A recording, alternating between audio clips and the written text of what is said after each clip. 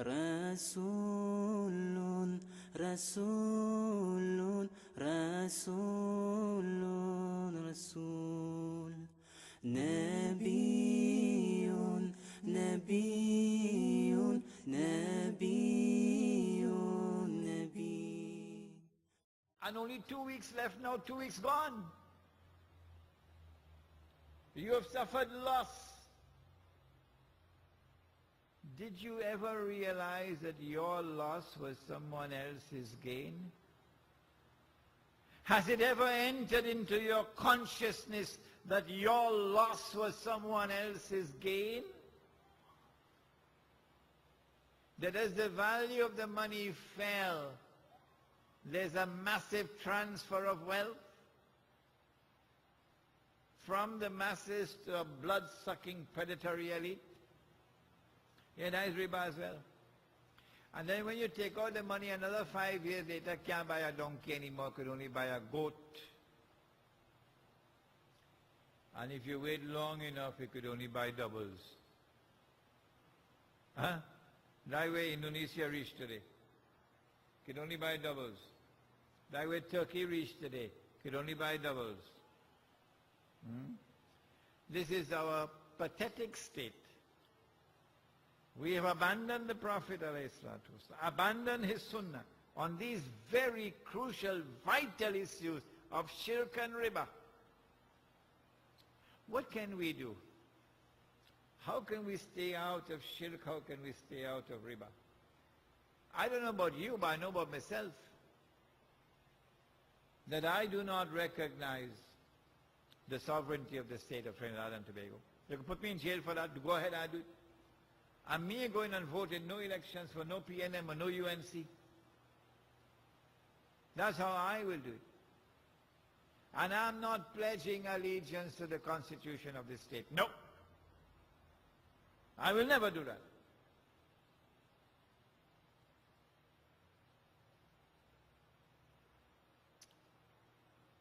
Of course, like everybody else, I'll just use the word Monday and Tuesday and January and February.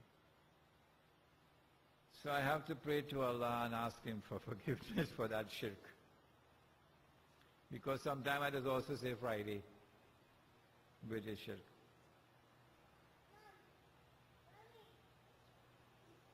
How can we stay away from riba? How can we bring back sunnah money? You can't do it in the market today. You're going to have to build a Muslim village.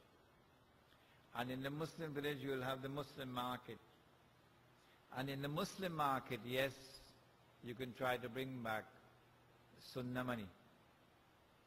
And when I stand up in this country to offer the project of a Muslim village, I am viciously attacked, maliciously attacked, monstrously attacked by the president of the Asja.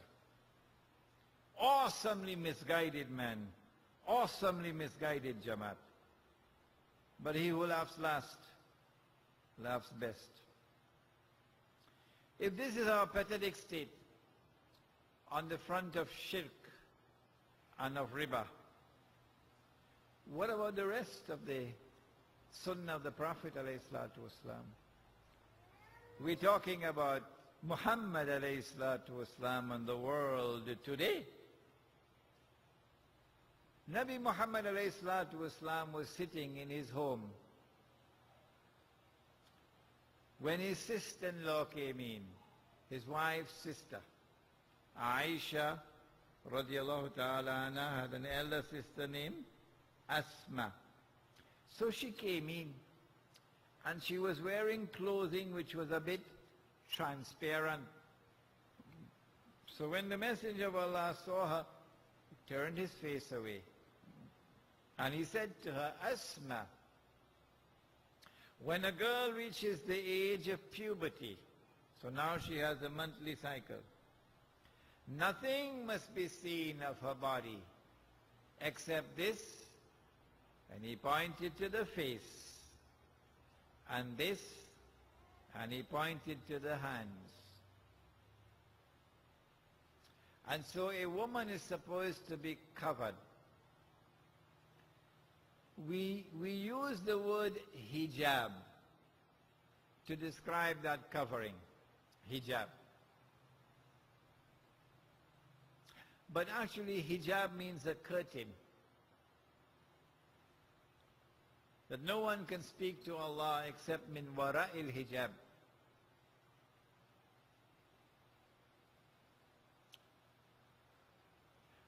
When our mothers were alive and our grandmothers were alive, we never saw a Muslim woman on the street bareheaded. Eh? You ever saw your mother bareheaded? Or your grandma? Nani Ammi? No. They used to wear something called orni, but at least they were covered. Already? Where are our Muslim women today? Illa masha'Allah. The woman in hijab is the exception. The majority of our Muslim women today have abandoned hijab and have followed the Jews and Christians down into the lizard hole. She gone to work in the bank and she's dressed like all the others in the bank. You wouldn't know she's a Muslim woman.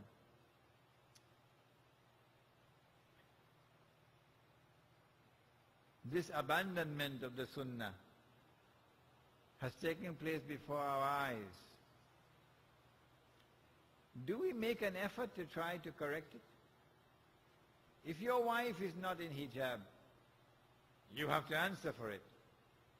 You're president of the Jamaat? You're the president of the Islamic Association? And your wife is going to work in bareheaded? Is this a joke? And your daughter going to school bareheaded? And she's a big girl? Is this a joke? What about the rest of the community? When you see Muslim women bareheaded on the streets, what about the rest of the Muslim community?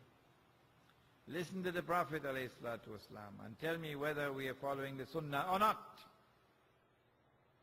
He said, "Man ra'a munkaran falyughayyirhu biyadi." He said, if you see something which is wrong, which is evil, change it with your hand. فَإِن لَمْ يَسْتَطِعْ فَبِلِسَانِهِ. If you can't change it with your hand, he said, change it with your tongue. وَإِن لَمْ يَسْتَطِعْ فَبِقَلْبِهِ. If you can't change it with your tongue, at least change it with your heart. What are we doing? Are we attempting to change it with our hands? Well, if not, are we speaking out against it?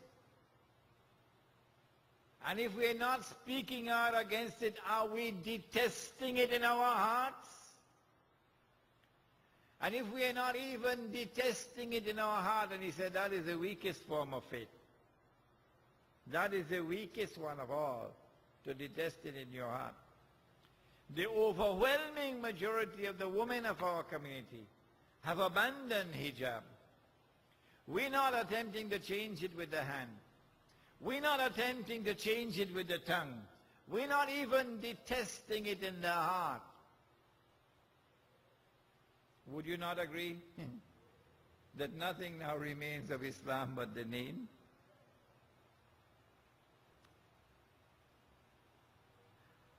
Allah has permitted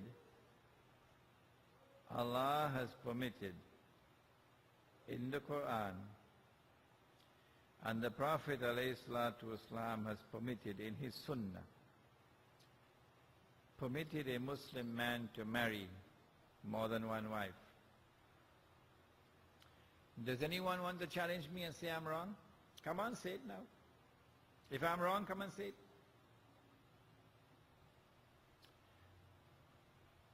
He says in the Quran,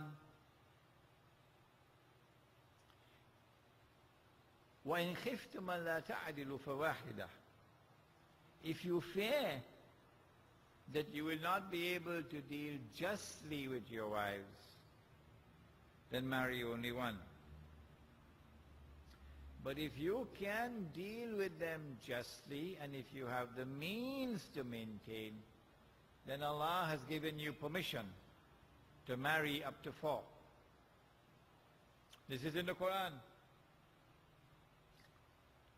When I was a boy growing up, they taught me what is the definition of Islam in the CMYO. They said that the definition of Islam is submission to Allah. That is Islam. Submission to Allah. Well, submission to Allah means submission to the word of Allah.